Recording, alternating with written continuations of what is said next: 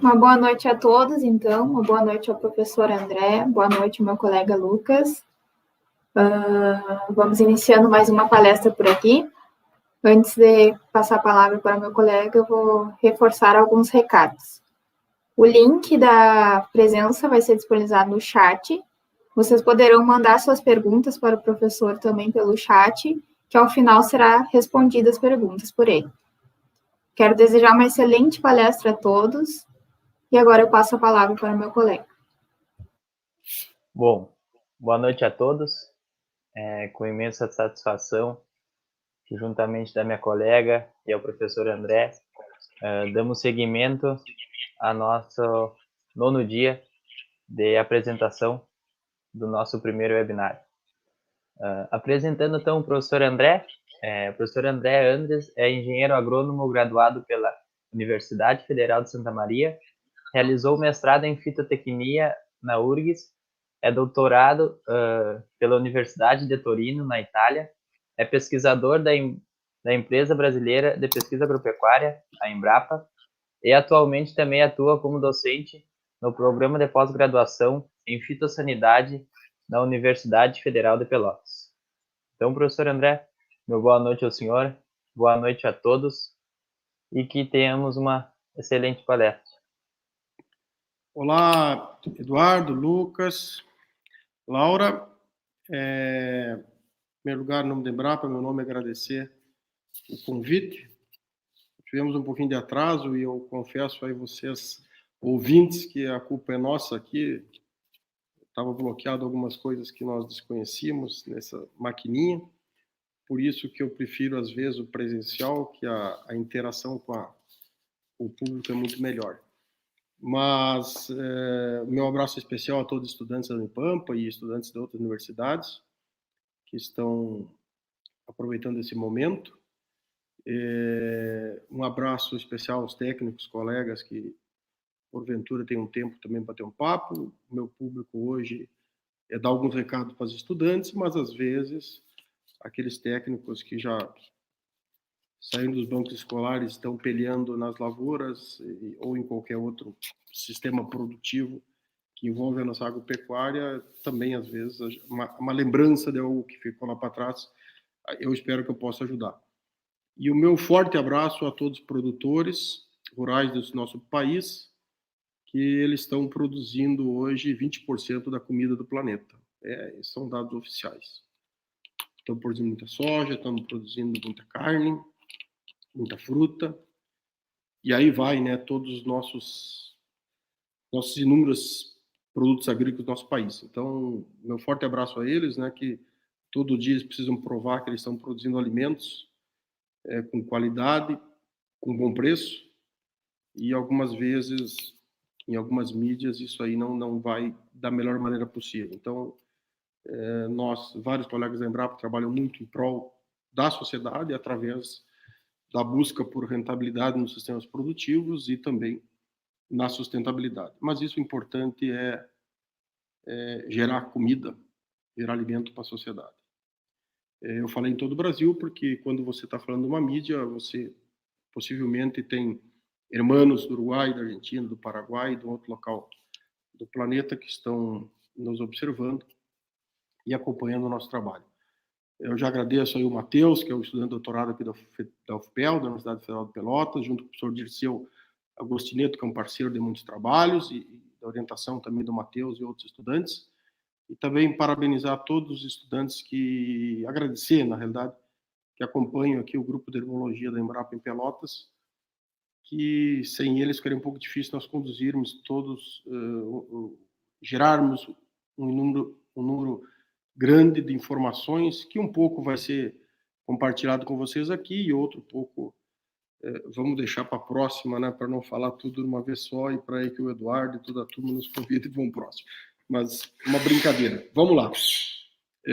Vamos enfrentar, então, essa telinha aqui, sem uma interação, mas eu acredito que as perguntas depois surgem e o pessoal nos passa. Imagino 40 minutos, 45 minutos, final da tarde, início da noite, é um pouco complicado, né? O pessoal está cansado, o pessoal que está na lavoura e alguns técnicos também, e o pessoal das aulas, os estudantes, também tem aí, estão sendo assoberbados de disciplinas durante os dias, todas online, né? Em função dessa grande pandemia e da segurança, né, que o governo brasileiro determinou. Então, vamos fazer uma chamada bem geral, né, onde estamos, o que nós estamos hoje produzindo nesta metade sul do Rio Grande do Sul. Nós, basicamente, produzimos sempre carne e arroz, era o sistema predominante, mas nós conseguimos ver, pelo esse mapa das altitudes, aonde estamos, né? O verde uma parte baixa, o azul também uma parte baixa, onde você vê o arroz no azul e no verde, e nós subindo um pouco as nossas serras, onde também estamos cultivando pastagens, cultivando soja. Os dados do IBGE, eu até não trouxe aqui, acabei tirando a lâmina, se não me engano, a transparência, slides. Vocês podem ver na parte norte, onde se produz soja e milho e trigo, principalmente no inverno, e nessa outra parte, onde nós estamos produzindo arroz e soja. Hoje nós temos quase 4 milhões de hectares na parte norte do Rio Grande do Sul, e temos aí dados que nesta parte da tracejada para baixo, eu diria ali, quando nós estamos chegando aqui nessa Itaqui e São Borja, nós faríamos uma ascendência nesse tracejado, porque é onde produzimos muito arroz também, mas também temos soja, né? Então, meu abraço a todo o pessoal da fronteira, em especial, então, aí o pessoal do Itaqui, nós tivemos aí esses dias batendo um papo. Pessoal, as características, eu acho que a disciplina de solos, né, os professores devem ter falado muito sobre os solos de terras baixas, no ambiente que vocês estão aí em Itaqui. Nós temos um solo basicamente arenoso, hidromórfico, temos uma drenagem, em alguns locais pouca declividade, a gente sabe que Itaqui, Uruguaiana, Alegrete, né, começam umas áreas mais declivosas, onde as taipas para o arroz elas são inúmeras, mas temos também muita sensibilidade à seca e ao excesso de água. Por isso, essa questão do estresse hídrico. Eu vou mostrar uma tabela elaborada pelo professor Bueni, junto com o IRGA, no que diz respeito a teores de, se não me engano, pH, para que nós vamos tentar discutir um pouquinho com vocês também alguma questão de soja, né? Que hoje ela é uma parceira nas várzeas da cultura do arroz.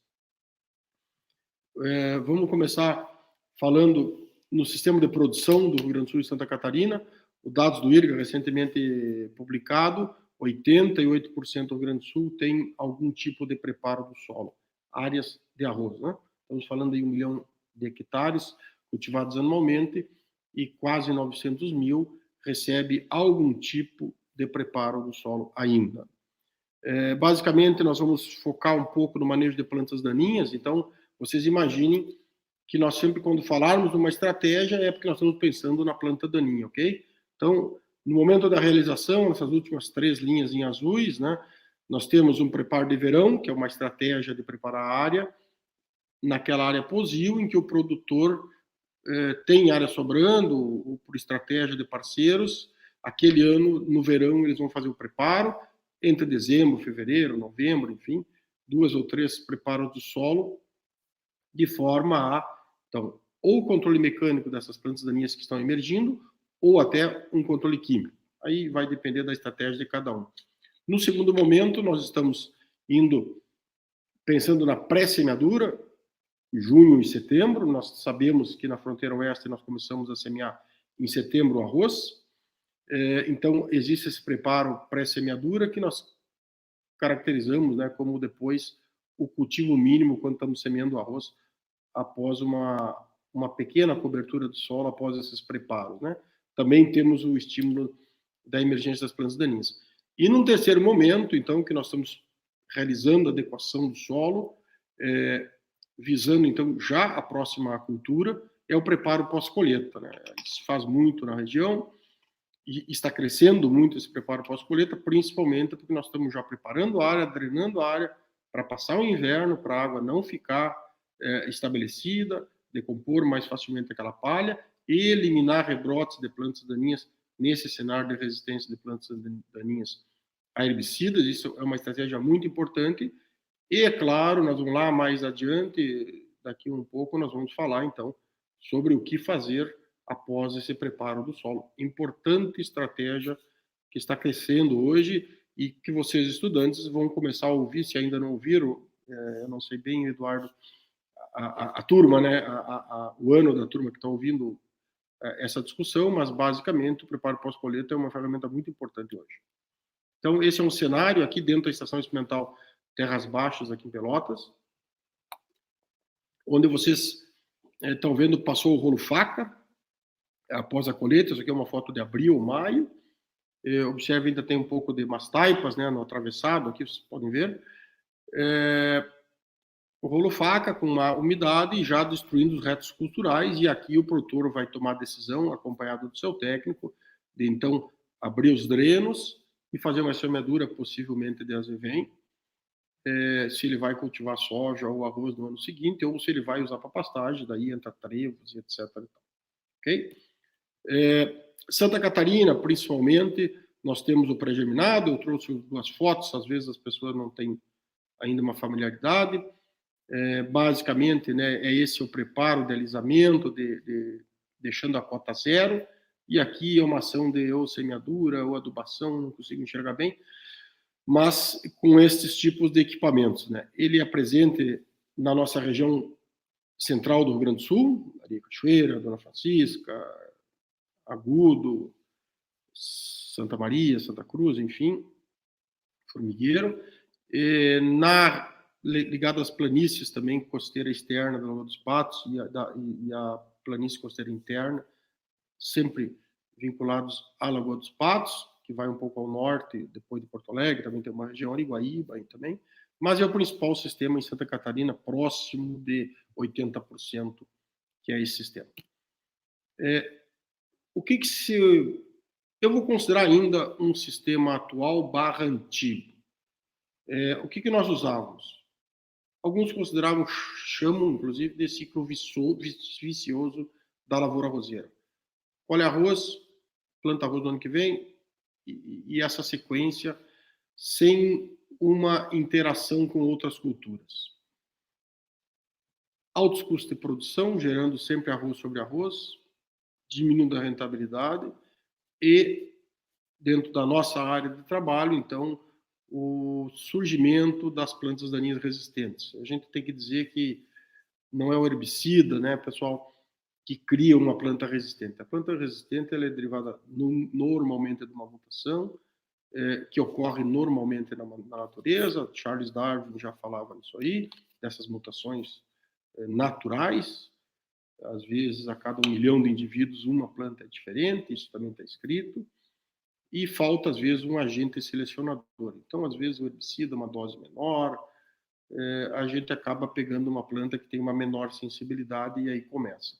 Mas aí vocês têm, na escola, vocês vão trabalhar profundamente, quem ainda não trabalhou sobre esses assuntos.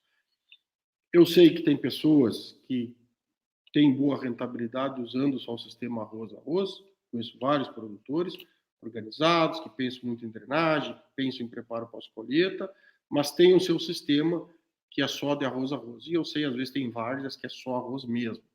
E eu tenho que respeitar isso aqui. Mas como nós, dentro da pesquisa, nós trabalhamos numa média, eu preciso falar para vocês do que existe de opções, ok? Então, o meu recado já começa aqui para os futuros colegas, né, vocês estudantes, que vocês têm que estar conhecendo a propriedade que vocês vão dar assistência, ou da família, ou vocês vão ser pesquisadores, professores, técnicos da iniciativa privada, iniciativa pública, mas vocês precisam entender a lavoura que vocês vão trabalhar para vocês dar a melhor opção para o cliente, que é o produtor, de forma que ele consiga, então, ter um excelente desempenho das tecnologias que você está levando para ele como informação, ok? Principais plantas daninhas. Nós temos 2 linhas de plantas daninhas, mais à esquerda do vídeo, o arroz vermelho, o arroz daninho, o capim-arroz, os principais. Eu diria para vocês que papuã, milhã e pé de galinha estão começando a aparecer em área mais drenada, nas taipas, às vezes que a água não chega bem, na rotação com soja. O junco e a Asperácea direita e o Angiquinho esquinomene já são plantas conhecidas, ok? Que também são presentes em áreas de arroz. Na linha de baixo, nós temos, em áreas com pecuária, o aparecimento, né, já desde 1995, foi noticiado por alguns colegas, no final dos anos 90, o azevém resistente a glifosato. Então, ele exige de nós uma estratégia, principalmente para quem vai plantar arroz depois e para quem veio de uma pecuária. Temos que ter uma ideia de como controlar essa planta para evitar a mato-competição. Sempre dizendo que o arroz, quando está com 3 ou 4 folhas, a partir desse momento ele não pode mais ter competição, né, pessoal? Ele não pode ter planta daninha competindo com ele, porque você vai ter perda de rendimento. E na parte da direita, da linha inferior, nós temos, então, colocamos 3 espécies daninhas. Quando você está trabalhando com soja, que está entrando nas nossas áreas baixas, de terras baixas, você tem o caruru, a buva tão falada, o caruru está chegando, e a toalha como um grande exemplo, que ela está estabelecida nas nossas áreas há muitos anos. Você está dando uma condição de drenagem, uma condição de fertilidade, e ela está começando também a ocupar o seu espaço. É importante vocês terem muito em mente, né, que o complexo de plantas daninhas é muito grande, existem aquelas primárias, as secundárias, e às vezes o que nós considerávamos terciárias sem importância, buva e caruru, há 15, 20 anos não considerávamos nada de problema. Hoje elas estão crescendo a sua importância e a exigência em manejo. Essa é um slide assim antigo, mas que ele mostra muito o problema do arroz daninho. Aqueles que ainda não estão bem familiarizados, né? Alguns chamam de beliche, né? Na cama de baixo o arroz cultivado e na cama de cima então o arroz vermelho. Por que não queremos o arroz vermelho? Pericarpo vermelho após a tirada da casca, o polimento, às vezes exige um pouco mais do sistema do beneficiamento, então acaba aumentando o custo. Temos um alto de grão do arroz vermelho, do arroz daninho, e quando cai no solo, a dormência, então você está mantendo o banco de sementes. Por que mantendo o banco de sementes? As lavouras de arroz ainda está aqui, e todos os outros amigos que estão nos ouvindo em outras cidades, que estão nascendo agora, o arroz está germinando, está emergindo, a soja brevemente, alguns eu já vi foto, inclusive, que já emergiu, a soja. A planta daninha que está vindo ali, grande parte é do banco de sementes. Ou seja, ela veio na safra passada, que em algum momento nós erramos a estratégia e a planta daninha floresceu, frutificou e chegou ao solo.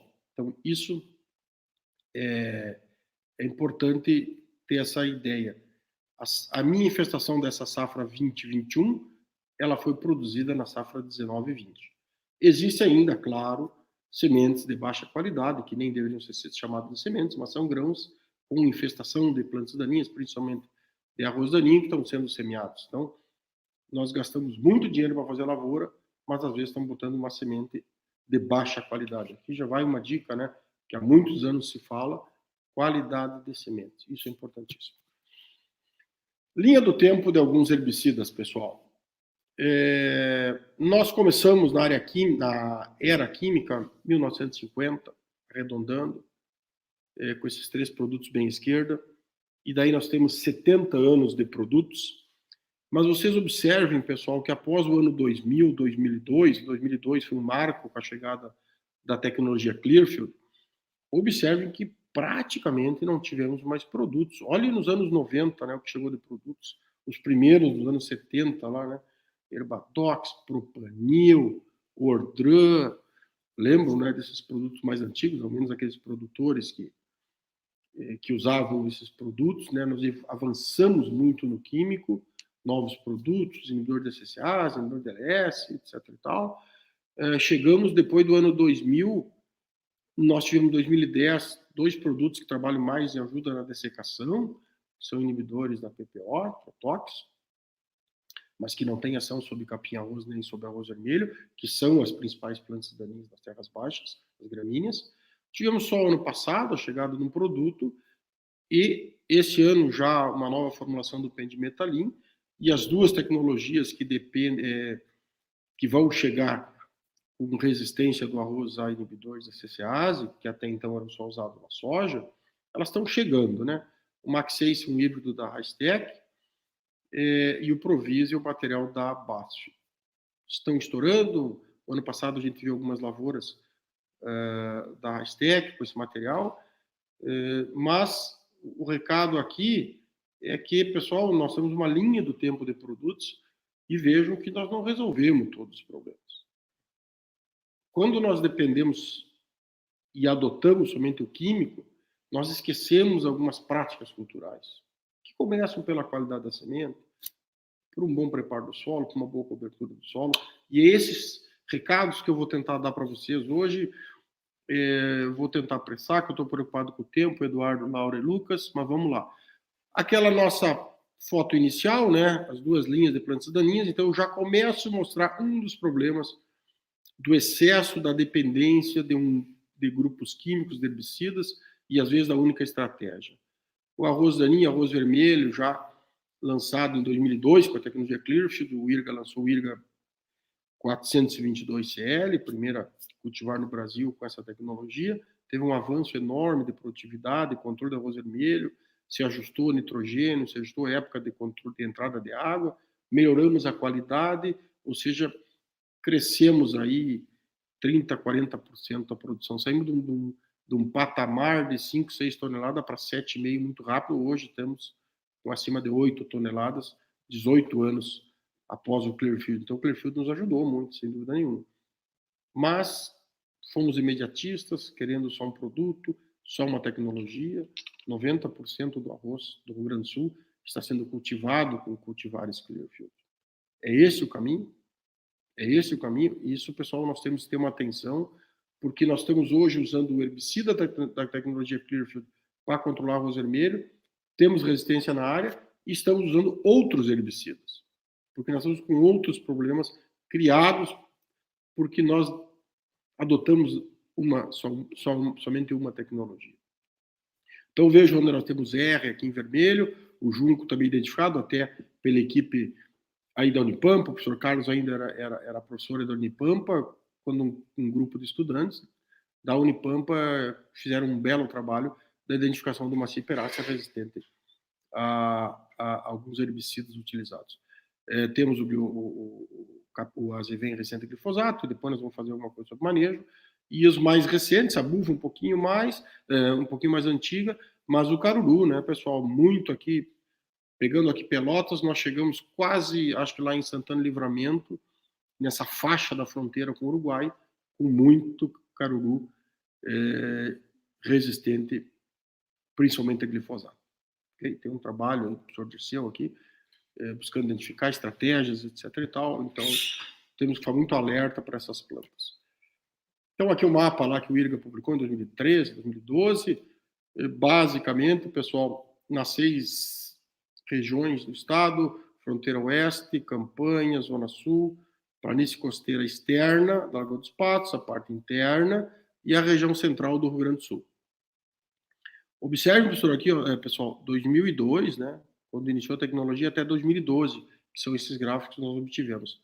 Olha o crescimento, então, em vermelho, né, e aqui o percentual das áreas com arroz vermelho resistente aos herbicidas das imidazolinonas, né. Vejam que todas as áreas, basicamente 10 anos depois de chegar a tecnologia no Rio Grande do Sul, nós já estávamos com alta presença. Olha, eu diria 100% das áreas vistoriadas nesse estudo pela equipe do IRGA e pela equipe eu acho que a URGS também, o professor Aldo teve uma contribuição nesse trabalho. Observem que nós atingimos já, há 10 anos depois de iniciar a tecnologia, nós tínhamos arroz vermelho em todas as áreas monitoradas. Não queremos isso para as próximas tecnologias. Então, é onde nós vamos começar a conversar com vocês sobre o que fazer com essa questão da resistência. Então, observem, eu tive aquele primeiro cenário que esse gráfico, né, dos 70 anos era completamente lotado de produtos, e observe agora, eu tirei todos aqueles em que nós já foi noticiado algum escape, alguma resistência. Então, vejam que nós temos poucas opções, principalmente para controlar capim e arroz. Vejam bem, então, esse é um recado da nossa preocupação.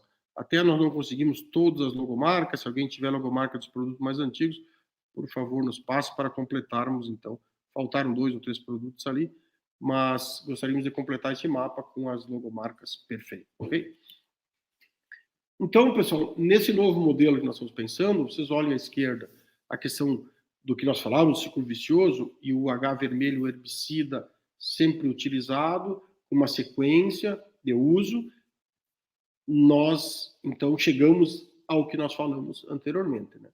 Algumas plantas resistentes, às vezes áreas de uma grande resistência, bastante plantas resistentes, ficando inviabilizado novamente, nós vamos mostrar uma foto depois, mas já com várias instituições, as nossas universidades, trabalhando, as instituições privadas também, Embrapa também trabalhando, o IRGA também trabalhando, buscando outras opções, diversificar a propriedade, melhorar a rentabilidade, ciclagem de nutrientes, o uso anual da área e, finalmente, aquilo que nós queremos, né? Manejar as plantas daninhas de uma maneira integrada. Nós hoje estamos acreditando muito no inverno nosso no Rio Grande do Sul para controlar plantas daninhas que poderiam nos dar problema no verão. Espero que eu lembre desse fato lá adiante. Então, os nossos sistemas hoje, que vem ganhando espaço no Rio Grande do Sul, seria, após a colheita do arroz, uma área nata, sempre vinculando quando nós vamos fazer uma dessecação para a semeadura, ok, pessoal? Então, vejam que nós vamos ter um menor revolvimento no solo, apenas para construir as taipas, em todos esses cenários aqui, baseando sempre em dessecação. Existem outros cenários, ok? Mas nós pensamos com o nosso grupo de herbologia neste grupo somente. Quando nós colocamos o gado na resteva até a semeadura, o animal fica naquela resteva. No cenário 3, nós já estamos colocando o azevém. No 4, nós colocamos o azevém sem animais, é aquele produtor que vai produzir semente ou vai produzir feno, também acontece. Nós também estamos cultivando uma área da resteva da soja sem nada no inverno, apenas estruturando a lavoura para outra lavoura de inverno ou então para a lavoura de arroz, porque nós controlamos plantas daninhas na soja. E o cenário 6, então, aquilo que nós gostaríamos como interessante, muitas pessoas que conseguem usar dentro da lavoura, o azevém no inverno após a lavoura de soja, semeia até o azevém sobre a lavoura de soja quando está caindo folhas, né? E a adoção da pecuária, né? Então vejam que nós podemos ter rentabilidade, nós temos alguns estudos relacionados a isso aí, e ganhar carne ou leite no inverno nessas áreas, muitos estudos já mostraram. Enfim, não é uma novidade. A novidade, eu sempre digo para os estudantes que aqui fazem seus estágios, seus estudos, aqui na Embrapa, e quando a gente tem a oportunidade de conversar com eles, como eu estou conseguindo hoje, é estarmos abertos às opções. Nós temos que mostrar aquilo que eu disse lá no início para os produtores. Tem o produtor que não quer saber de pecuária na área, já cortou tudo a cerca. Não tenho pecuária aqui. Então, vamos manejar o inverno de uma outra maneira. Vamos produzir forragem, vamos produzir grãos de pastos, né, no inverno, para também ele ter uma rentabilidade. Ok? É claro que com essas estratégias, né, a gente tem que pensar na dessecação da pastagem, como está escrito ali, né? Qual é a espécie-alvo que eu tenho no meio da pastagem? Nós vamos mostrar uma foto também posteriormente. Nós temos que ter um cuidado quando que nós vamos tirar os animais, quando vamos dessecar. Hoje está se buscando estreitar esse momento, né, do pastejo com a semeadura, mas temos que cuidar esse excesso, abre aspas, da palha, num momento de chuva, em terras baixas, você pode ter e vai ter problema de semeadura, principalmente da soja. Muita palha, pouca drenagem, muita umidade, você coloca uma soja ali, uma semente, às vezes mesmo tratada, nós podemos ter problema distante. Nós fazendo essas estruturas, né, sem preparo do solo, nós estamos certamente conseguindo plantar, semear a nossa lavoura, soja ou arroz, dentro de uma no caso aqui eu estou falando do arroz, né? Mas eu vou falar em soja também. Podemos antecipar um pouquinho a lavoura de arroz e podemos garantir uma semeadura na época ideal. Eu hoje tenho trabalhado no nosso grupo muito de integração com a pecuária, porque nós estamos conseguindo suprimir algumas plantas daninhas, seja via química, seja via uma bela cobertura, com boa adubação. Pessoal, o azevém, ele precisa ser adubado. No galpão, o adubo não vai ajudar nada. Ele precisa ser colocado no campo, no azevém que foi semeado também com qualidade. Ok? Temos certeza das informações que nós estamos obtendo nos nossos estudos, onde com a pastagem nós conseguimos antecipar o controle da vulva.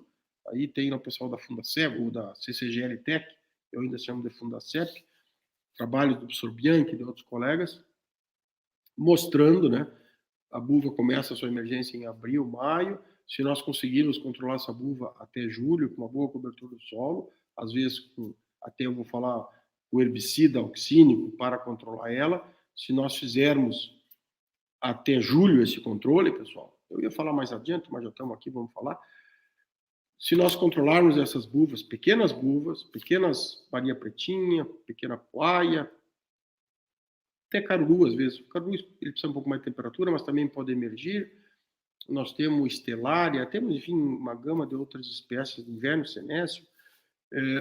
Nós usando um ou dois produtos para controlar no meio do azevém, principalmente em julho ou até julho, nós não vamos ter problemas de deriva a culturas sensíveis, a produtos auxínicos ou hormonais, como ocorreu, está ocorrendo, pode ocorrer, da deriva desses produtos chegarem a nossas videiras. Porque a poda das videiras final de julho, início da plantação em agosto, e nós já não estamos mais usando esses produtos. Então, veja que às vezes é somente uma prática cultural que precisa ser prática de manejo que precisa ser antecipada, usada no momento adequado, porque após agosto nós vamos ter outro tipo de estratégia para manejar aquelas plantas daninhas que escaparam. Mas, quando nós chegar nesse nível, nós precisamos ter uma lavoura nos 12 meses bem adequada. Eu preciso que o meu azevém tenha sido semeado já em abril, na pré-colheita da soja, ou março, após a colheita do arroz. Tenho feito drenagem, tenho adubado, cada 30, 40 dias. Aí tem os especialistas na parte de fertilidade, especialistas de manejo animal. Mas para que nós chegamos em junho, julho, uma bela cobertura e os animais pastejando. Né? Eu sempre ouvi o professor João Restre, da Universidade de Santa Maria, hoje está no Centro-Oeste, também como professor, dizia, maio, nós temos que estar com os animais no pasto. Eu sempre penso nisso aí, e não é fácil, eu sei disso aí, sei. Mas a gente busca fazer essa estratégia, né? Para poder, então, controlar as principais plantas daninhas até julho. Eu antecipei alguma coisa de estratégia, né, pessoal, mas isso serve principalmente para o arroz, que é os princípios básicos, que a gente chama de PDI. Eu não abro mão hoje, quando eu estou trabalhando com químicos, de pré-emergente em arroz irrigado e em soja também, pessoal. Por quê? Nós temos hoje uma área muito infestada, nós temos mais de 1000 plantas de capim-arroz e arroz vermelho nas nossas áreas, e nós deixarmos toda essa responsabilidade por uma capina ou por um uso de um herbicida pós-emergente, nós consideramos arriscado. Se ele está com uma baixa infestação, aí vocês técnicos, vocês futuros técnicos, os produtores vão tomar essa decisão. Hoje, com o universo de plantas daninhas resistentes a herbicidas, nós, com esses pré-emergentes, que são de grupos que não apresentaram plantas daninhas resistentes ainda aqui no Brasil, é uma estratégia que nós temos no mínimo 2 grupos químicos, é uma estratégia importantíssima nós adotarmos ela. Está em desenvolvimento, nós vamos botar umas fotos. Se atrasou, vai gastar mais, vai ser necessário às vezes 2 aplicações. Por favor, usem no pós-emergente no momento adequado, 3, 4 folhas que você vai botar ureia e água, e nós temos certeza do bom andamento da lavoura, e eu vejo inúmeros bons exemplos no Rio Grande do Sul. O início da irrigação e manejo d'água é fundamental. você aliar o momento da aplicação do herbicida com o início da irrigação e manter uma lâmina. Né? Algumas pessoas, já que já nos escutaram há muitos anos, continuam falando do início da irrigação, mas nós continuamos vendo lavouras com problema de reaplicação de pós-emergentes por problema da irrigação. Eu sei que uma lavoura grande é difícil a água chegar até 7 dias que eu gostaria após uma aplicação do pós-emergente. Eu sei, mas nós precisamos organizar esse sistema de irrigação. Não é fácil, eu sei que não é fácil e custa, também sei. Mas eu sou pago como funcionário público para dizer aquilo que nós acreditamos dentro das nossas pesquisas. Nós temos exemplos, nós vamos mostrar alguma coisa que nós geramos junto com o nosso grupo de arroz irrigado aqui da Embrapa, junto com estudantes, junto com toda a equipe e junto com as parcerias que nós temos com as universidades, o IRGA e as empresas privadas.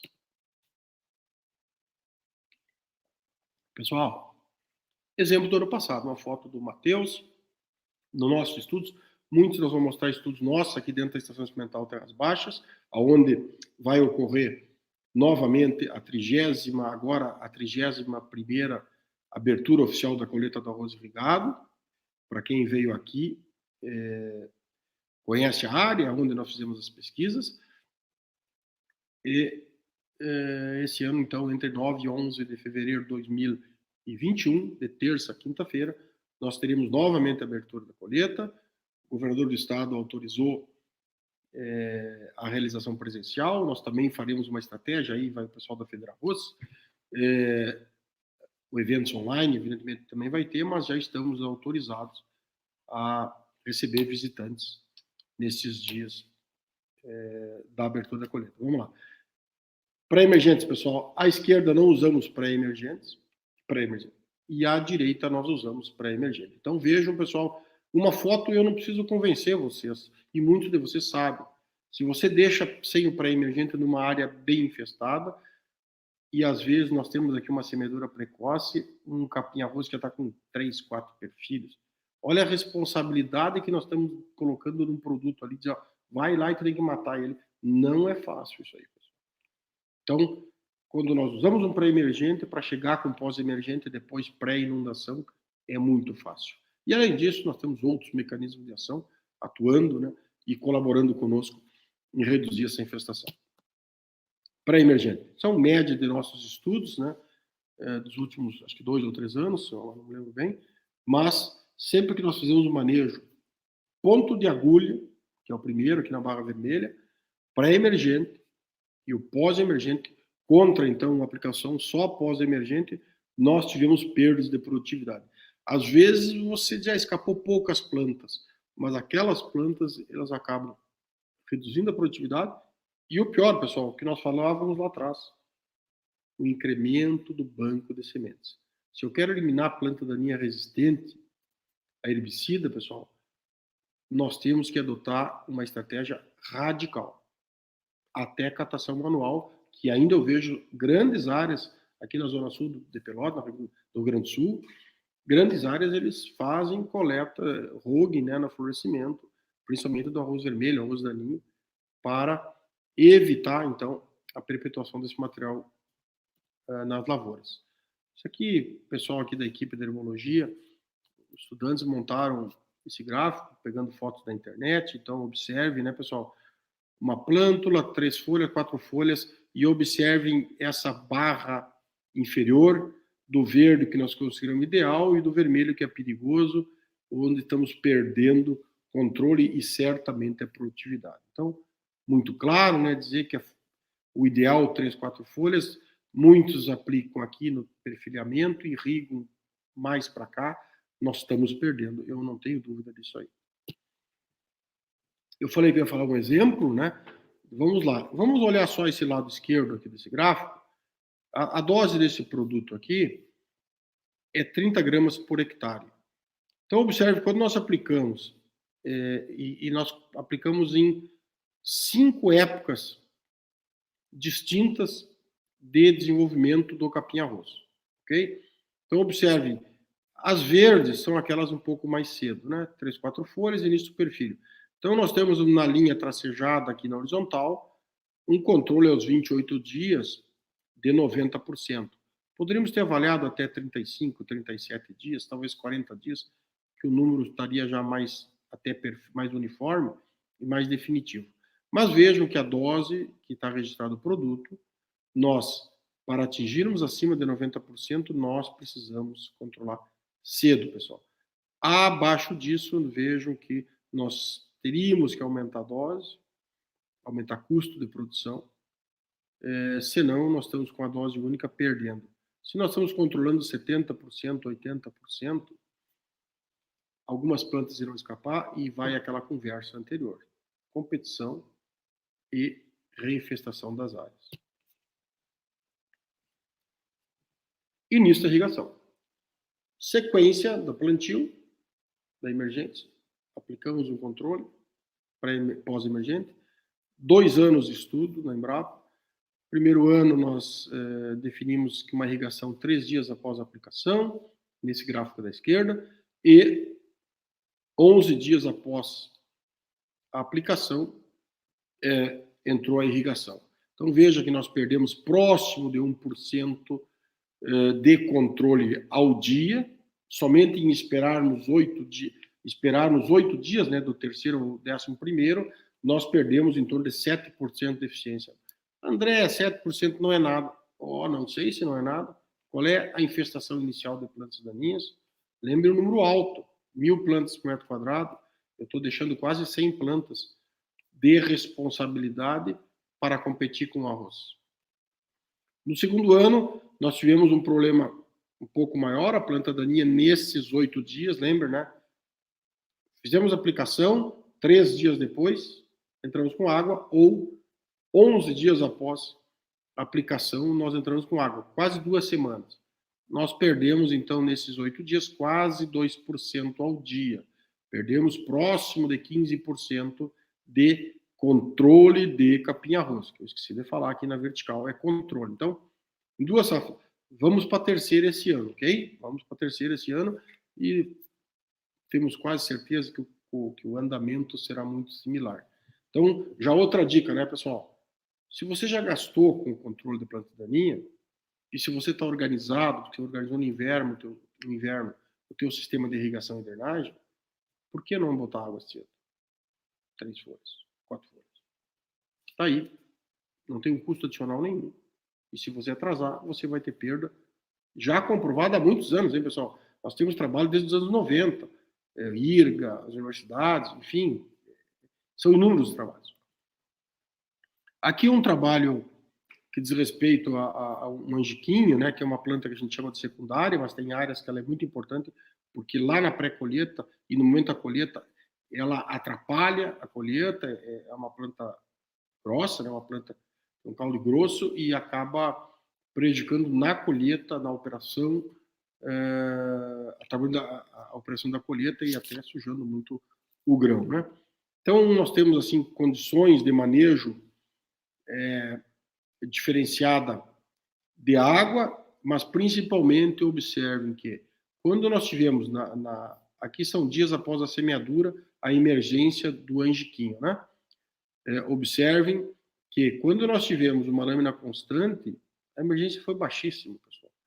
Nós tivemos uma intermitência na lâmina, até foi comentado aqui, 5 dias após a retirada da lâmina permanente, deixando o intermitente, nós observamos alguma emergência.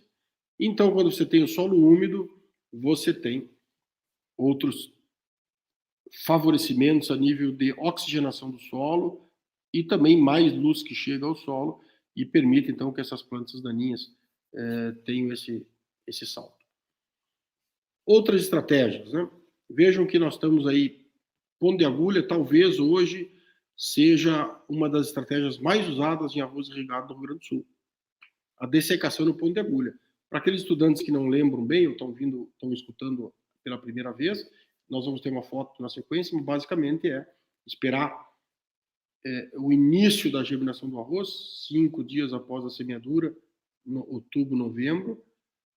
Quando o arroz está naquela fase S2, ponto de agulha, que a foto vai mostrar melhor do que eu explicar, os produtores têm adotado usar o dessecante, né, o glifosato, junto então daí com pré-emergente, usando uma estratégia e ganhe um período melhor de uma janela até aplicar um pós-emergente para colocar água, isso amplia no mínimo 7 dias, e permite esse dessecante, então o glifosato, controlar algumas plantas daninhas resistentes que não seriam controladas pelo herbicida pós-emergente, inibidor da LS, ou da CCase, ou da tecnologia Clearfield.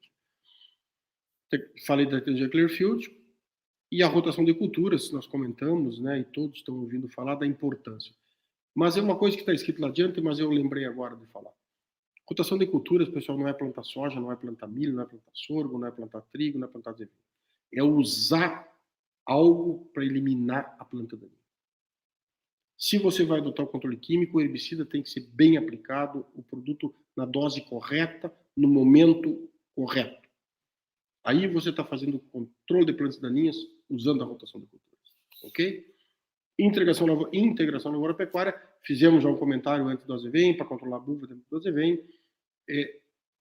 É algo que tornou-se novo para nós, mas há muitos anos se fala de integração lavoura-pecuária. Esses dias eu escutava o presidente da Farsul, Gedeon Pereira, médico veterinário Gedeon Pereira, e eu lembro dele quando ele falava das lavouras de Azevém, eu era estudante, que ele estava produzindo carne, né, nas áreas de Azevém pós-arroz, com drenagem, e eu lembro lá no tempo da faculdade, e hoje, poucos dias atrás, eu tenho uma palestra dele falando disso aí, e ele lembrava desses fatos. Então vejam que algumas coisas parecem ser cíclicas na lavoura, mas nós precisamos, pessoal, estar atentos a qual o momento em que a estratégia vai nos servir melhor. E vamos dar rentabilidade ao nosso produtor. Aí eu falava aqui da monitorar a germinação. Veja aqui essa foto, ó. Esse é o ponto da agulha, pessoal, entendeu? Entre 5 e 15 dias após a semeadura, mas isso aqui não é tabelado. Os 5 dias é quando temos boa temperatura, vai realmente em 5 dias sair esse ponto. Mas uma semeadura de setembro pode demorar mais tempo. Mas não façam uma recomendação hoje para mandar fazer a aplicação amanhã. Não façam isso. Porque a temperatura do solo, às vezes, interfere. Você não percebe o degrau que ela sobe, e de hoje, que é ponto de agulha, amanhã já você tem uma folhinha verde em que, se o glifosato pegar, ele vai matar o arroz. Ok? Monitorar muito a germinação, e no momento de fazer esta estratégia, você precisa estar no campo olhando, no mesmo dia. Ok? Isso é muito importante. Ok? Então, é o último momento de usar esse glifosato, etc. e tal, né? Comentei. Clearfield. Esse cenário aqui, à esquerda, até 2002, muito arroz vermelho, muita perda, né? Nós não, pessoal, acreditem, principalmente os estudantes, se produzia 3, 4 toneladas de arroz com esse cenário. Era gravíssimo o problema, gravíssimo. Muitos produtores deixaram do sistema da produção de arroz em função do arroz vermelho. Realmente é uma praga.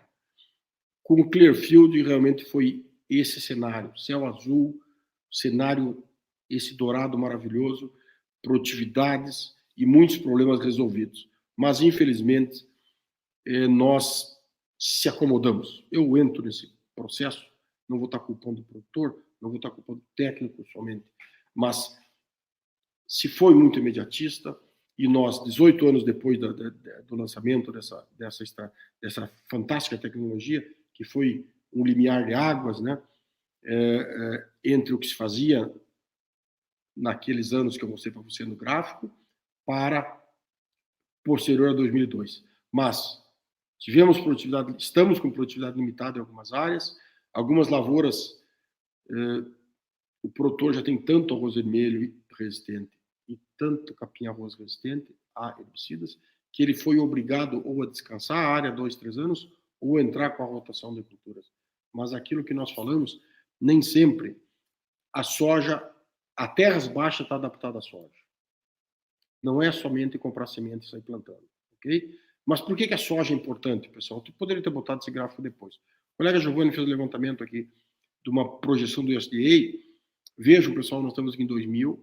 Vejam esse crescimento em azul que representa o Brasil. Quem é que vai colocar soja no mercado? E vocês estão vendo, por sorte, o que está acontecendo, né? Os números estão aí. o alto valor da soja. Observem que se espera, né, os americanos projetaram em 2018, então seriam 10 anos depois, nós estamos já pensando daqui a 7 anos, 6 safras, nós temos possibilidade de incrementar em 45% a nossa produtividade, a nossa exportação, e para isso nós precisamos de 30 milhões de toneladas a mais de soja no Brasil. Nós precisamos de 10 milhões de hectares a mais, ou nós precisamos verticalizar a nossa produção. O Rio Grande do Sul pode atender 5% dessa demanda. Acho que é um cálculo do Giovanni, e onde ele diz que 500 mil hectares de sojas que vão entrar no processo, ela vai ajudar a atender essa demanda do Brasil. Então, pessoal, nós vamos ter áreas para a soja por um bom tempo. Eu acredito nessas previsões.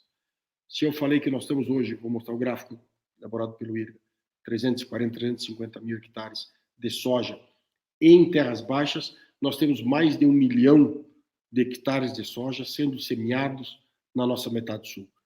Algumas pessoas falam em 1,5 milhão a mais, esquecendo os 340, 350 mil nas terras baixas. Então, quer dizer que brevemente nós teremos 2 milhões de hectares na metade sul do Rio Grande do Sul, em áreas então desprezadas. Hoje nós temos uma grande possibilidade de aportar tecnologia, melhorar o estado dessas áreas e viabilizar, que sim, eu gosto do arroz, viabilizar a produção de arroz. Eu esqueci de dar os parabéns aos produtores, não só por alimentar 20% do planeta, que o Brasil alimenta, mas que 70% ou mais do arroz do Brasil é produzido por vocês aqui no Rio Grande do Sul, para aqueles que estão nos escutando no Rio Grande do Sul. Isso é importante valorizar. Então, aqui o tabela do IRGA, né, que recentemente projetou, alguns falam em 350 mil hectares, vejo esse crescimento nessas 11 safras, né, quanto começou lá embaixo, 11, 10 mil hectares, estamos hoje aqui com 350 mil, evidentemente, pessoal, essa linha em preto, ela precisa ser melhorada. É claro que esse ano tivemos uma seca catastrófica, que maior dos últimos 20, 30 anos, não esperamos uma seca de novo, mas temos que estar atento com estratégias de irrigação da soja, ok? É importante nos organizarmos para irrigar soja. Eu vou mostrar depois os grandes camalhões, mostrar suco camalhão, tem pivô, tem polypipes, enfim, tem uma estratégia grande de nós estarmos precavidos para investirmos numa lavoura de soja, mas também colhermos soja. Pessoal, se fala em custo de produção 40, 42 sacos, né? Todo ele calculadinho na ponta do lápis. É importante que busquemos, então, essa produção, né? Para que a lavoura de soja nos dê o benefício do controle de planta daninha, mas também rentabilidade, pessoal. Vocês, produtores, precisam ganhar dinheiro, vocês, futuros técnicos, meus colegas, precisam estar empolgados vocês precisam ter a paixão pela profissão que vocês escolheram, que é a agronomia, e usando essa paixão e esse conhecimento que vocês estão obtendo aí na Unipampa, vocês têm que atender, então, essa nossa sociedade nos mais diversos setores que vocês trabalharem. Eu não espero que dos 30, 40, 50 formandos que vocês têm anualmente, eu acho que esse é o número, eu estou meio perdido, não espero que todos vão fazer a mesma coisa. Todos vão fazer herbologia, né? Que é ter que puxar brasa para o meu assado. Mas não. Cada um vai ter a sua... Um vai trabalhar em casa, o outro vai buscar uma Emater, um IRGA, uma Embrapa, o outro vai ser consultor, o outro vai ser produtor, entendeu? O outro vai ir para o lado político, o outro vai trabalhar numa distribuição, enfim, faz parte. Mas o bonito da agronomia é ela te permite muitas coisas. Temos solos para cultivo de soja. Aqui já eu acho que vocês já ouviram mostrar esse gráfico aqui. É um gráfico Surbueni, foi adaptado pela colega Valquíria, mas dados baseados em muitas análises do IRGA, Laboratório de Análise de Solos do IRGA. Vejam, pessoal, a soja ela precisa acima de 5 e talvez acima de 5,5 de pH. Eu estou sendo muito simplista, tá? pH somente. Vejam, pessoal, se nós vamos olhar a fronteira oeste da primeira linha, né, fronteira oeste, Nós temos 27, na época que foi feito esse estudo, esse levantamento, 27, 30% da área tinha acima de 5,5 e 7 acima de 6. Vamos dizer que isso aí melhorou, vamos dizer que nós estamos hoje com 50% da nossa área arrozeira corrigida para pH acima de 5,5. Mas onde é que nós vamos botar a soja? Nós precisamos ter essa atenção e a soja responde a isso aí, a esse incremento do pH. Não esqueça que nós depois no inverno nós vamos botar trevo, vamos botar cornichão e vamos responder ainda mais. Ok, pessoal? Isso aí vocês, os futuros estudantes, vocês leiam, vocês precisam ler muito, tem muita informação disponível e não é só no WhatsApp, não é só no Twitter, no Instagram, e sei lá qual é as outras mídias sociais. Busquem conhecimento, estudem, leiam, questionem os professores de vocês. Eu sei que a vida do professor hoje não deve estar fácil, porque os estudantes hoje estão com essa maquininha na mão, toda hora procurando, vendo em tudo que é lugares, as estratégias que estão sendo usadas, mas isso vai dar uma melhor formação para todos, que é o que nós desejamos. Falei antes dos camalhões, nós temos uma estratégia de camalhões aqui, lembrava já há 14 anos, grandes camalhões, né, bem largos, em que se drena bastante nesses sulcos, e se cultiva, então, soja, milho e pastagens no inverno. É um estudo que está sendo acompanhado por muitos anos. E temos, então, os camalhões pequenos, né, o suco camalhão, o pessoal de Itaqui também usa muito. Aqui é uma soja, que nós sememos aqui na Estação Experimental Terras Baixas, é uma foto do nosso campo. 2 linhas de soja, daí tem um espaçamento, varia um pouco de acordo com a máquina, com a máquina que faz o camalhão, né, e o suco, a gente diz suco, na verdade, é o camalhão, mas é onde usa a estratégia, e no suco, pessoal, se esforçando o olho, acredite em mim, a gente tinha irrigado essa área aqui, esqueci de trazer a foto com o sistema de irrigação, com os tubos brancos, né, os polypipes, enfim. Então nós temos 2 estratégias que eu mostrei, de suco camalhão e o camalhão grande, né. Então, já falei sobre esse assunto, nós vamos usar soja por quê? Para controlar arroz vermelho, capim-arroz resistente, melhorar a física do solo, mas ver rentabilidade, pessoal. O produtor que vai colher abaixo de 40, de 45, não vai ganhar dinheiro, pessoal. Vamos buscar rentabilidade. Opa, o que é isso aí? Eu estou em dúvida. Colegas do IRGA, obrigado pela foto. Isso aqui é uma lavoura de soja ou uma lavoura de arroz? Estou vendo a taipa, né? Vocês estão vendo, opa, estão vendo a taipa aqui também. Mas é soja ou arroz? Então, pessoal, quando usarmos uma estratégia, nós temos que estar muito bem definidos o que nós vamos fazer. Certamente uma lavoura que faltou para emergente. Certamente faltou para emergente nessa soja. Ok? Então, já falei, adoção da soja para reduzir plantas daninhas, nós temos que adotar técnicas interessantes de manejo, e aqui vejam, pessoal, após a colheita da soja, nós estamos já vislumbrando novas áreas, mas uma área que tinha planta daninha, vocês estão vendo restos culturais, e lá no arroz, olha só, plantas daninhas no arroz pós-soja. E às vezes o produtor nos diz, e vão cobrar vocês. Fiz a rotação e no arroz me veio muita planta daninha, muito capim, muita erva, porque em algum momento nós erramos o manejo da soja. Às vezes nós precisamos fazer 2 interventos em pós-emergência da soja e não estamos fazendo, para às vezes economizar o segundo. Faço muita atenção nisso aí, porque é aquele segundo que permite que algumas plantas de capim-arroz multipliquem-se e reinfestem a área. Aqui é um gráfico da nós, as ações, né, que nós estamos com soja hoje. Peguei uma foto na internet, nós estamos com dessecação, estamos com pré-emergentes na semeadura, as ações em pós, né, então V2, V3, e também hoje estamos com ações na pós-colheita, visando já a sucessão que eu comentava com vocês, se vai ser com azevém, com aveia, enfim, temos que ter algo que aproveite esse benefício da soja que ela está deixando, que é essa questão do nitrogênio, que não é meu assunto, mas vocês estão escutando nas disciplinas correlatas que a soja ela beneficia o solo sem dúvida nenhuma. pré-emergentes, né, que está naquele gráfico. Não vamos depender só do mecanismo de ação. O pré-emergente para a soja com o arroz, já comentei a importância. Dados nossos aqui da estação.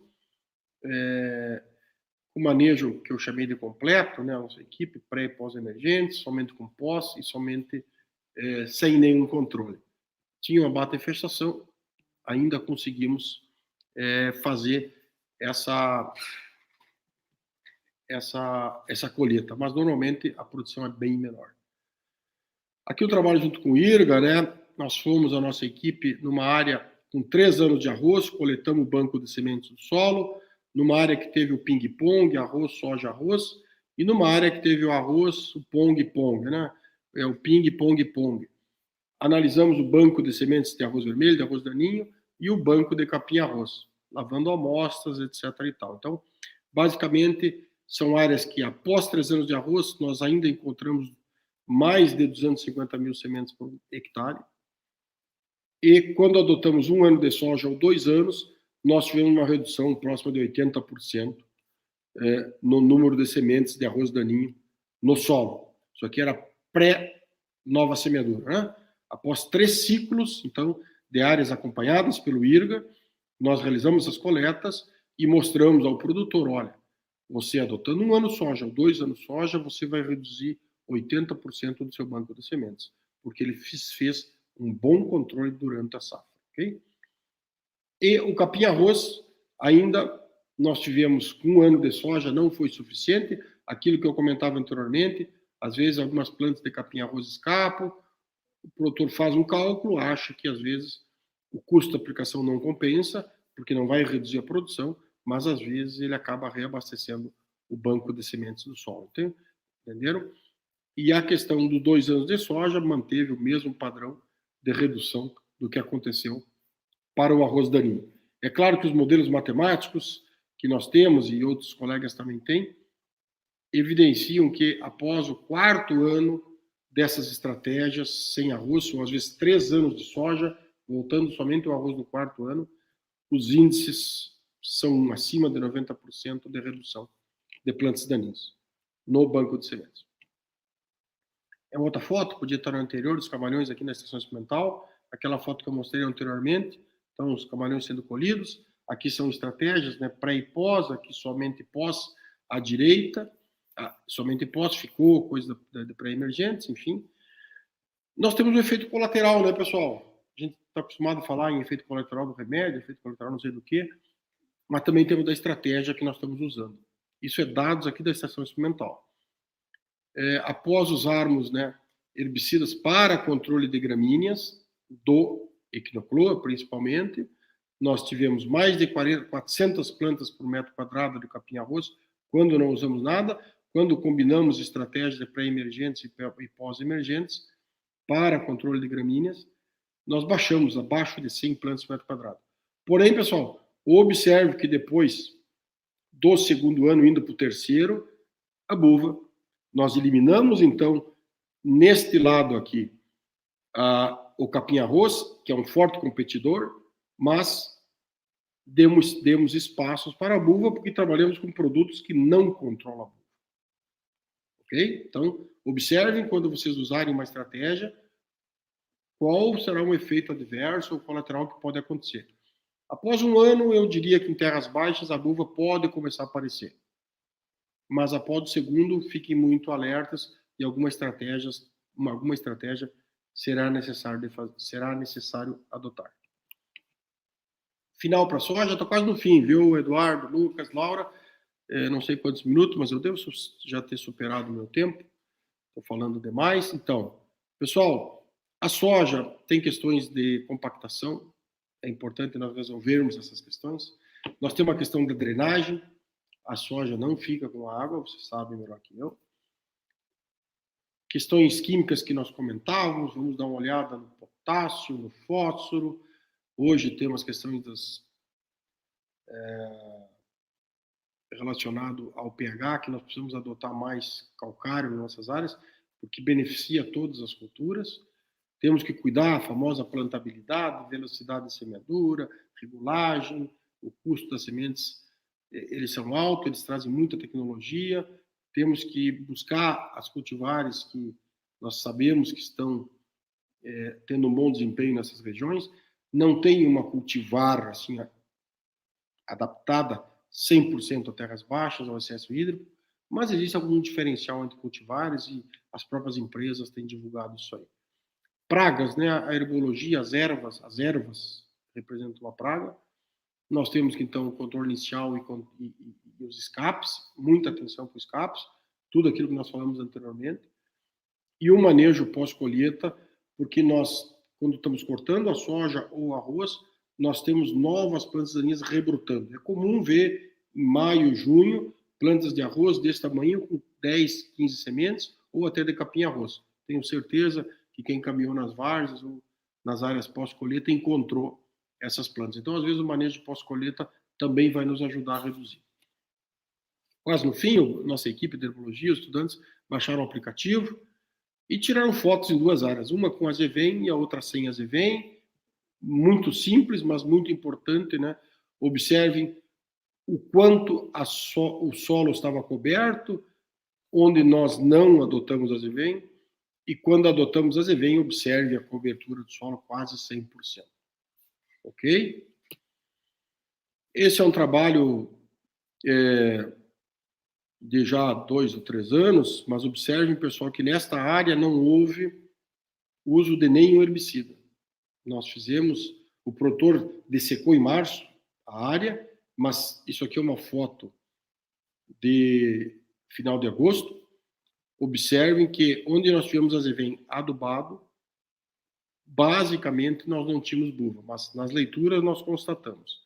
E aqui muita buva, nós tínhamos semeado um trevo, que observe, ó, florescimento, pouco trevo, né, mas a buva tomando conta da área. Então, pessoal, nós tivemos uma redução de 84% na presença da buva nesse estudo. O dado foi publicado, eu acho que numa revista Cultivar, se não me engano. Então, finalizando, eu só vou dar um recado da LP para a gente discutir no outro momento. Né? O que nós temos que fazer, pessoal? Nós temos, após a retirada dos animais, nós temos que dar uma olhada no tamanho das folhas. Isso é o tradicional, porque eu comentei para vocês hoje, tem alguns colegas, nós temos alguns estudos em andamento, estamos tirando os animais, estamos semeando, dessecando, mas ainda não temos todos os dados consistentes para mudar esse panorama. Panorama de evitar a competição inicial das plantas daninhas perante o arroz. Então, nós temos que observar o período que nós tiramos animais, vamos dessecar. Se nós tivermos planta de azevém resistente, nós vamos ter que adotar um desses produtos, a CCase, mas eles, pessoal, têm residual no solo e eles podem afetar o arroz no desenvolvimento. Então, nós colocamos ali, após controlar o arroz, o azevém resistente, no caso, a inibidores, ao glifosato, né? Nós vamos usar um herbicida inibidor de CCase, nós precisamos dar de 12 a 14 dias até semear o arroz, senão nós vamos ter problema de estabelecimento. Ok? Finalmente, nós falamos de um grupo muito grande, Eduardo, de estratégias, né?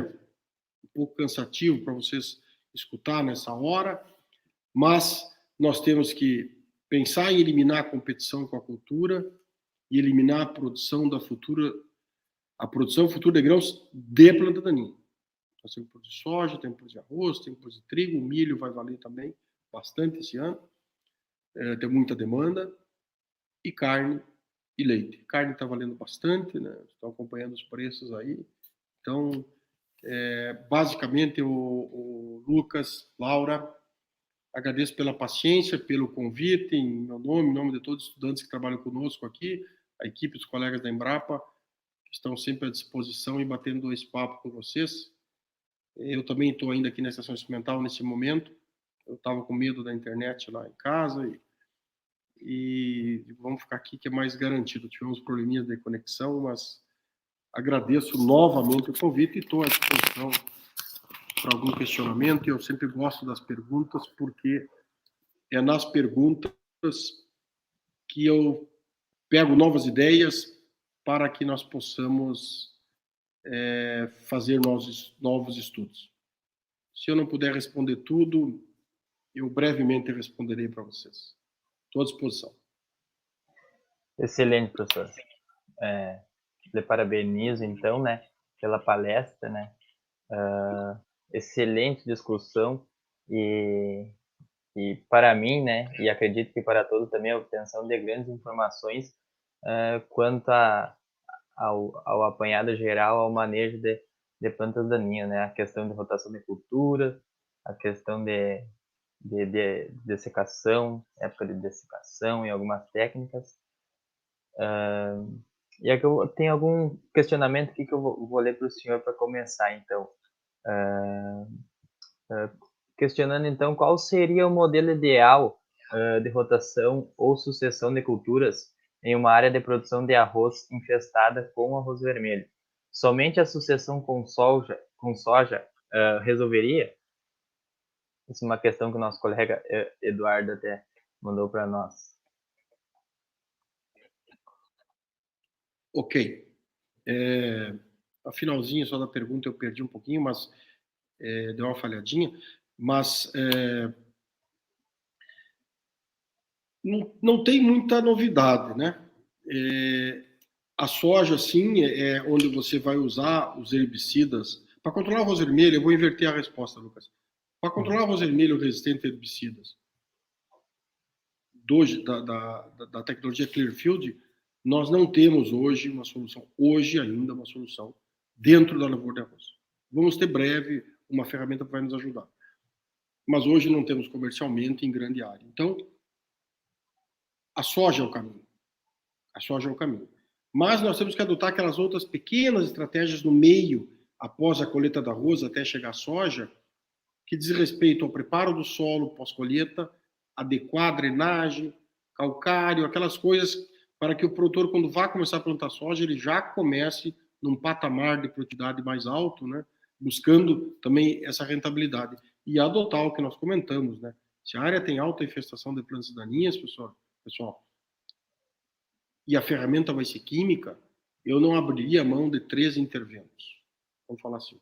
Tem que ter muita atenção, porque se meu objetivo é reduzir o banco de sementes, eu vou ter que trabalhar com 2 anos, no mínimo, de soja, para depois voltar com arroz. É claro que é difícil você dizer, e estudantes, vocês vão ter que pensar muito nessas estratégias, lá nas disciplinas, não sei se é de economia rural, enfim, administração. Como é que vocês vão convencer, às vezes, um arrozeiro, né? Que ele diz, eu gosto de plantar arroz, eu sei plantar arroz. Como é que eu vou ficar 2 anos sem usar a lavoura de arroz? É difícil, e eu sei porque eu quando converso com os produtores, eles me dizem, mas nós podemos fatiarmos um pouco dessas áreas e ele fazer áreas mais complicadas, vai 2 anos de soja, aquela não tão complicada 1 ano, para então voltar ao arroz. Tem que fazer um diagrama e um bom diagnóstico da área, né, para você resolver. O Rogen, pessoal, eu conheço áreas de mais de 1.000 hectares que existem a catação manual na pré-colheita, evitando a reinfestação das áreas. Então, eu acredito muito nisso aí. Eu acredito muito que é o investimento que o produtor faz em manter a qualidade do seu solo. Basicamente, Lucas, fazendo esse resumo, assim, nessa pergunta aí, que eu agradeço a pergunta, hoje, fora do arroz, a soja, vai ter o milho vai também chegar, depende da região, depende do local, mas o milho vai entrar, não tenho dúvida. Quem sabe o sorgo, né, tão desprezado comercialmente, mas para quem vai produzir massa seca, massa verde para os animais, o sorgo dá derrelho, como a gente diz, nos demais. Excelente, excelente. Excelente, professor. Agora, acho que a Laura pode ver alguns outros questionamentos que o pessoal fez e interagiu. Até agradeço desde mão aos questionamentos. Excelente palestra, professor. Eu acho que é um tema muito importante, principalmente para a nossa área. Eu me interessei muito também na parte da integração lavoura-pecuária e eu tenho uma questão minha, mas não sei se eu vou saber formular muito bem, professor. Quando o senhor falou ali da gente fazer, né, esse manejo com, por exemplo, a pastagem, eu queria saber como que deve ser o manejo da pastagem com a soja, e se afetaria, dependendo da pastagem que escolher, afetaria na cultura por algum meio. Ok, não, a pergunta procede, Laura, legal. E até vai me permitir fazer uma outra homenagem para a Unipampa, que nós temos que ter muito cuidado. É uma publicação, um trabalho que foi feito na Unipampa com alguns de vocês, alguns estudantes, não sei se todos já se formaram ou não, mas sob também a coordenação do professor Carlos Schedler, que hoje está no IFE, lá em Bagé. Forte abraço, Carlos. Em que a equipe do Carlos e de estudantes aí da herbologia, na época, faziam coletas, fizeram um estudo, né, alimentando animais com sementes de capim, sementes de arroz vermelho, e nos dias seguintes à ingestão pelos animais, foram analisados o esterco, a presença dessas sementes, para ver o tempo, né, que essas sementes permaneciam no trato animal e pudessem, então, chegar no solo, através do esterco. Por que isso é importante? Porque nós chamamos de quarentena, hoje a moda é quarentena, isolamento, distanciamento, mas até no boi, isso é importante, aliás, começou no boi a quarentena, quer dizer, não sei se começou no boi, mas é muito antes desse corona aí. Mas nós temos áreas, às vezes, infestadas com plantas daninhas, e nós largamos animais pastejar, porque a área está em posil para animais, e nós estamos com outras culturas nas outras áreas. E, às vezes, nós levamos esses animais até uma área limpa, que acaba meu pastejo naquela área com arroz daninho ou capim-arroz, e eu levo aquele animal que está com o seu rumen, né, cheio de sementes de plantas daninhas resistentes, ou não, e levo para uma área livre de plantas daninhas ou livre de plantas daninhas resistentes a herbicidas. Se esse estudo aí do professor Carlos e da equipe da Unipampa mostrou que precisa de uma janela 7, 8 dias entre o pastejo nessa área infestada até levar essa outra área limpa. E aconteceu aqui na região aqui de Pelotas, veio um questionamento para nós de um produtor que tinha 6 anos sem lavoura de arroz, e ele só tinha animais pastejando aqui e ali, e ele constatou plantas daninhas resistentes numa área que ele fazia 6 anos sem lavoura. E basicamente depois ele concordou que os animais deles eram livres para andar na propriedade, e o animal infestou através do seu rumo, através da alimentação, através do esterco, contaminou áreas limpas. Então isso é importante. Sobre o manejo das espécies para o plantio da soja, né, Laura? Essa é a tua pergunta, né? Então, fiz o meu abraço ao professor Carlos e à equipe da Unipampa, que fez esse belo trabalho. Então, eu vou responder. Eu diria assim, nós temos um tempo para colher a soja, para plantar, para semear a soja. E esse tempo deve ser respeitado. Então, para quem vai trabalhar com a pastagem no inverno, ele precisa saber que ele vai trabalhar com 90 dias, e se tiver sucesso, talvez mais de 90 dias de pastagem, depois vai ter que sair e vai dar lugar para a soja. Se tiver um excesso de pasto, o excesso de sobra de pasto, ele pode ter um problema na hora da semeadura, se for área baixa, em função da umidade, coisa que nós comentamos antes. Um problema que você poderia perguntar, e vocês estudantes vão ter que pensar muito nisso, ainda ontem convivíamos com esse problema, é se o produtor que vai semear soja esse ano, ele vem de uma área de 2 ou 3 anos de pastagens, com trevo, que daí nós temos um trevo branco enraizado, que a estratégia de poder controlar esse trevo ou matar esse trevo para semear a cultura da soja, ele exige um pouco mais de estratégias, às vezes até 2 interventos antes da semeadura, de forma a fazer um plantio direto de soja. Mas eu te diria, Laura, que basicamente nós temos que ter uma planta no inverno bem desenvolvida, se você vai botar gado ou não, e você tem que ter um time para você usar, então, os herbicidas corretos para eliminar essas plantas que cumpriram sua função alimentando animais ou cobrindo o solo ou produzindo sementes no inverno, para, então, você plantar soja e evitar a competição dessa espécie à soja. Não sei se foi bem essa a tua pergunta, mas eu teria esses cuidados. E eu adicionaria só uma coisa. Nem todas as plantas de cobertura ou de pastagem se adequam ao nosso ambiente de terras baixas. Então, é importante para vocês, estudantes, buscarem isso aí. Tem muita informação na literatura. Obrigado. Não, foi respondido sim, professor. Muito obrigada. Até o senhor falou mesmo dessa questão da competição, era mais ou menos isso aí que eu queria saber. Eu vou ler alguns questionamentos aqui do chat para o senhor. O Vitor Barcelos perguntou: em uma situação de infestação de arroz vermelho em uma determinada área, como proceder com o manejo de controle?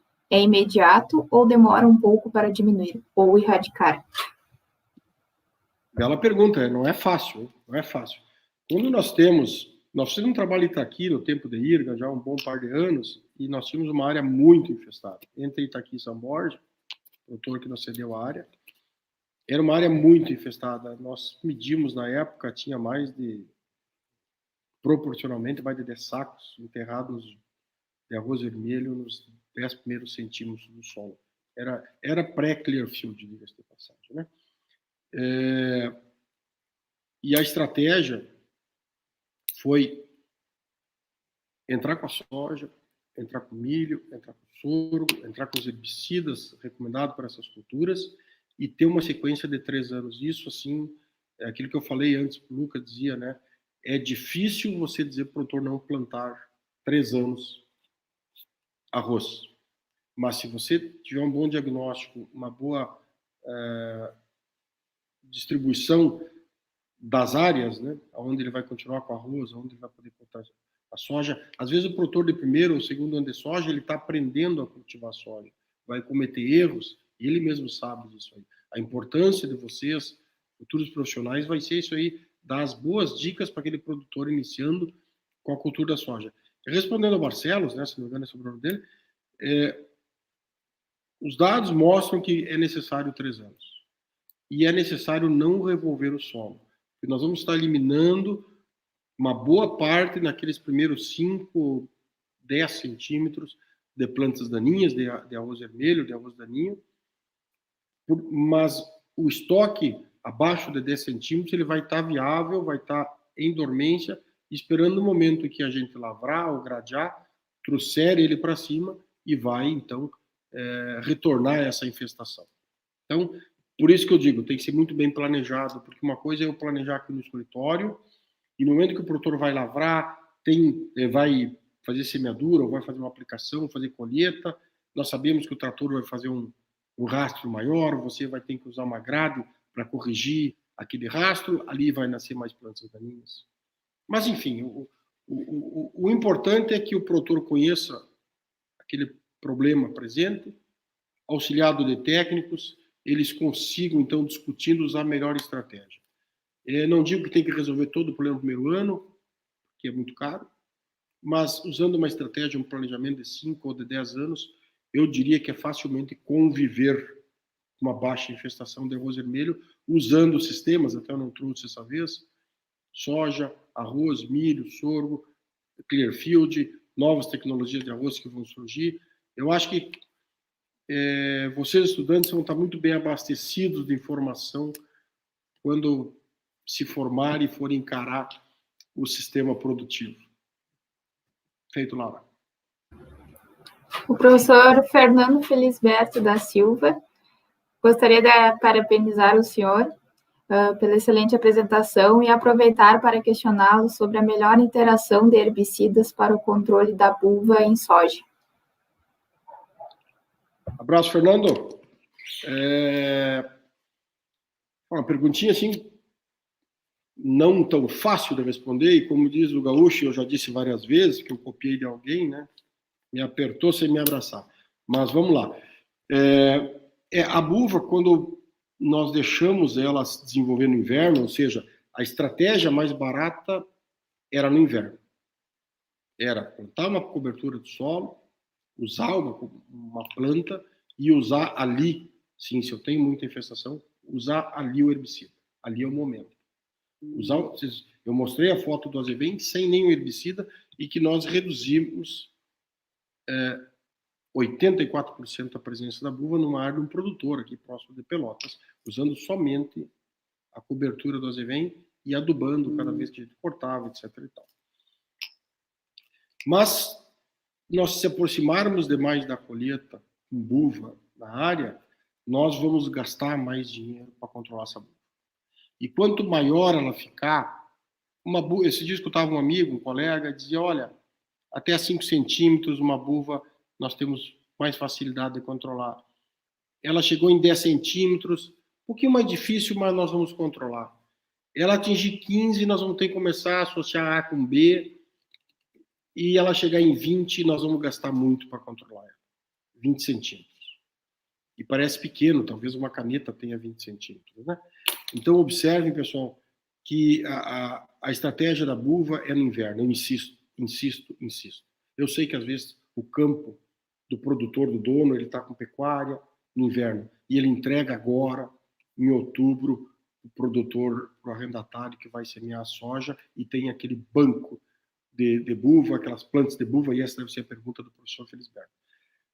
Eu diria que você precisa de 30 dias para fazer um bom choque nessa buva.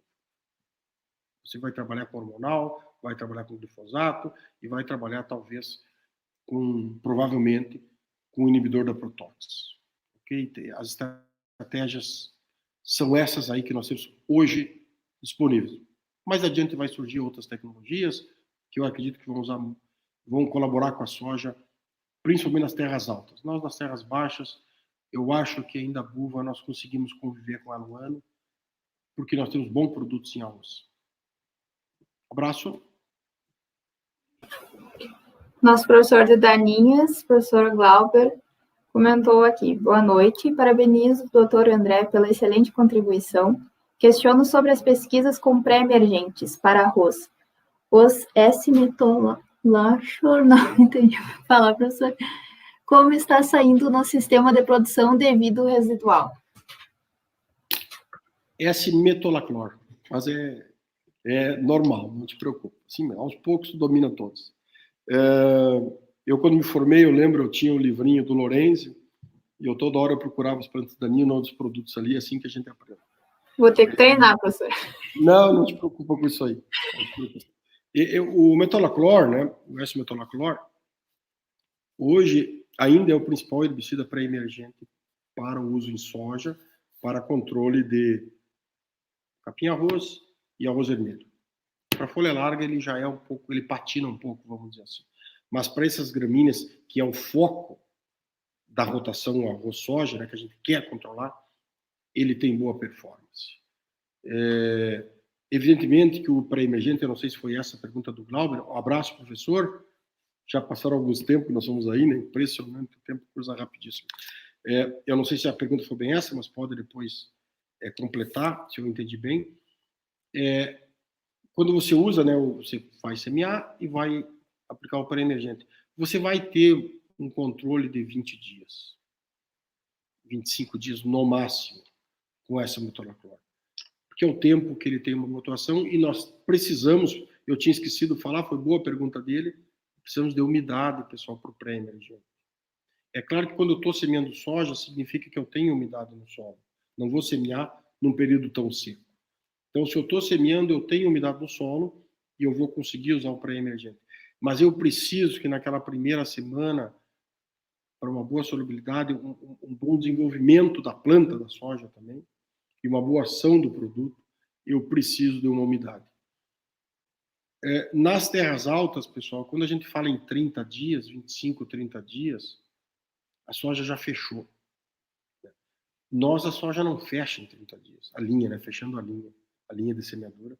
Porque quando a soja fecha o dossel, como estava naquela foto lá atrás, do suco que eu mostrei, do suco camaleão, a planta daninha não tem mais espaço, já está fechado. Uma que outra vai vir, mas de modo geral não chegam mais luz ao solo, que vai estimular algumas plantas daninhas que são fotoblásticas, positivas, que são estimuladas por germinar, com a presença da luz. Vocês, se não fizeram daninhas ainda, o professor Glauber vai falar para vocês logo mais.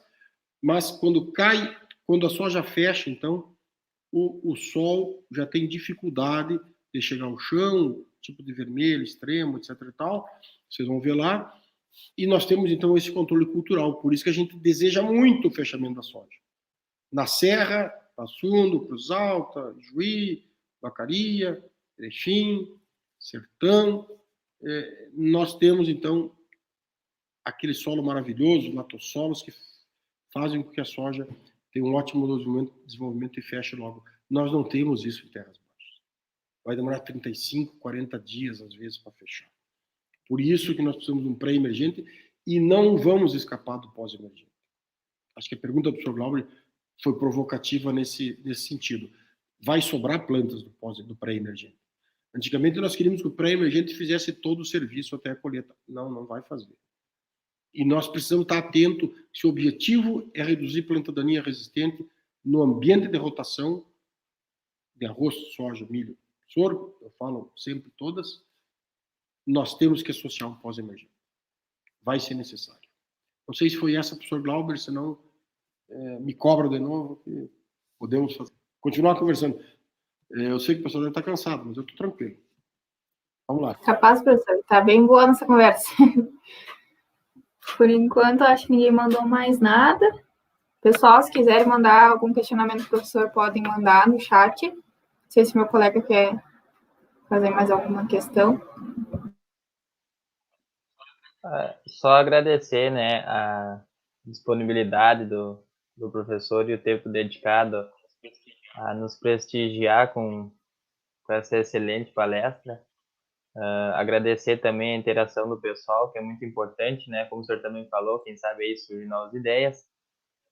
E no demais era isso. Eu fico aqui muito grato pela sua participação, por ter aceitado o nosso convite. E não sei se a Laura quer dar mais algum recado ao pessoal quanto aos ouvintes. Eu tenho uma coisinha só.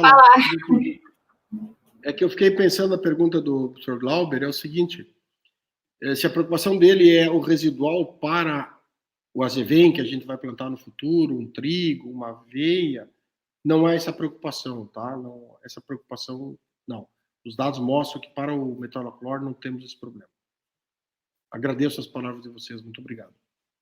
A gente que agradece, professor Moel. Foi uma excelente palestra, uma ótima conversa.